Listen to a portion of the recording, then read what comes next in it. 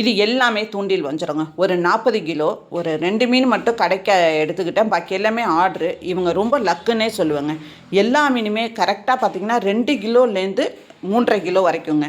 பொதுவாக எப்படி வரும் மீன் நம்ம மொத்தமாக இந்த மாதிரி ஏலத்தில் எடுத்தோம்னா 1 கிலோவாக இருக்கும், 5 கிலோவாக இருக்கும். அப்போ 5 கிலோ மீன் பீஸுக்கு ஈக்குவல் நம்ம எப்படி பண்ணணும்னா 1 கிலோ சைஸை க்ராஸ் பீஸ் பண்ணணும். அப்போ நம்ம பீஸ் காணாது, வாங்குறவங்களுக்கு லாஸ், உங்களுக்கு கேஜி நிறையா போயிடும். ஆனால் இவங்க லக்குன்னே சொல்லுவேன். நான் எப்போதுமே பேக் பண்ணும் போது தலை எல்லாத்தையுமே தனியாக அவங்களுக்கு பேக் பண்ணி கொடுத்துருவேன். வாழை தனியாக பேக் பண்ணுவேன், சின்ன பீஸை தனியாக அவங்களுக்கு பிரித்து கொடுத்துருவேன்.